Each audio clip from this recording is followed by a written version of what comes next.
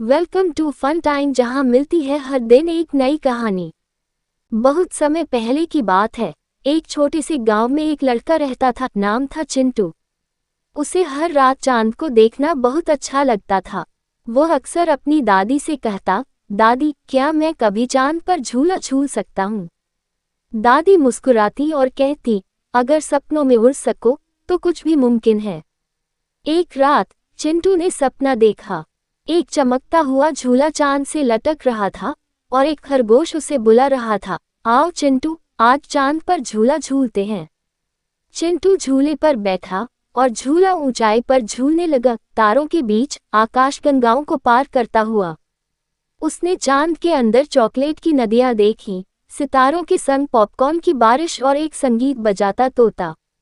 जब सुबह हुई, चिंटू की आंख खुली और उसने देखा, उसकी खिड़की पर एक छोटा सा चांद का खिलौना रखा था और साथ में एक चिट्ठी, फिर मिलेंगे अगली चांदनी रात को, तुम्हारा दोस्त चांद का खरगोश।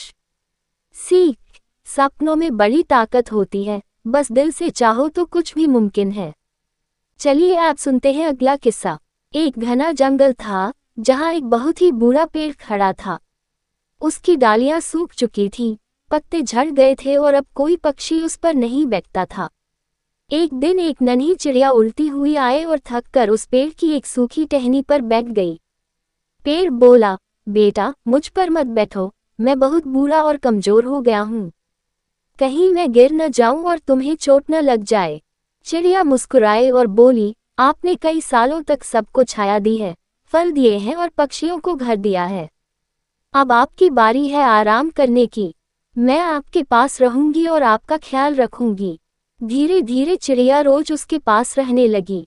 वह गीत गाती, उसकी टहनियों पर बैठती और उसे अकेला महसूस नहीं होने देती। कुछ ही दिनों में और चिड़िया भी वहां आने लगी। बूढ़ा पेड़ फिर से खुश हो गया। सीख, जिसे हम बेकार समझते हैं उसमें भी कुछ अच्छा होता है। प्यार और साथ किसी को भी फिर से जीने की वजह दे सकता है। चलिए आप सुनते हैं अगला किस्सा। एक बार की बात है, एक छोटे से शहर में गुड्डू नाम का लड़का रहता था। एक दिन वह बाजार गया और एक पुरानी दुकान से एक अजीब सी टोपी खरीद लाया। वो टोपी लाल रंग की थी और उस पर सितारे चमकते थे। रात को जैसे ही गुड्डू ने टोपी पहनी, टोपी अचानक बोलने लगी, गुड्डू, मैं कोई आम टोपी नहीं हूँ, मैं जादुई टोपी हूँ। जो भी इस टोपी को पहनेगा वह जानवरों की भाषा समझ सकेगा। गुड्डू हैरान रह गया, लेकिन उसने टोपी पहनकर बगीचे में जाना शुरू किया। वहां उसने देखा कि गिलहरी शिकायत कर रही है, ये बच्चे हर दिन हमारे लिए छोड़े गए फल खा जाते हैं। गुड्डू ने सबकी बात सुनी और एक बोर्ड लगाया, यहाँ जानवरों के लिए खाना रखा गया है, कृपया न छुएं। धीरे धीरे सारे जानवर गुड्डू के दोस्त बन गए। एक दिन जब शहर में बाढ़ आ गई तो जानवरों ने ही गुड्डू को पहले बताया और उसने पूरे मोहल्ले को समय रहते बचा लिया। सीख, अगर हम सबकी बात समझ सके, चाहे इंसान हो या जानवर, तो दुनिया और भी सुंदर हो सकती है। चलिए आप सुनते हैं अगला किस्सा। मध्य प्रदेश के एक छोटे से गांव में रहता था गोपाल, एक गरीब किसान का बेटा। उसका घर कच्चा था, छत से बरसात में पानी टपकता था और पढ़ाई के लिए उसके पास न किताबें थीं, न मोबाइल, न बिजली। लेकिन गोपाल के पास था तो बस सपना, कुछ बनकर अपने माँ बाप का नाम रोशन करने का सपना।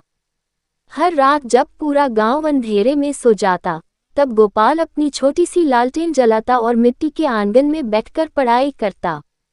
माँ कहती, बेटा, नींद पूरी कर लिया कर, लेकिन गोपाल मुस्कुरा कर कहता, माँ, आज नींद नहीं, सपना देख रहा हूँ।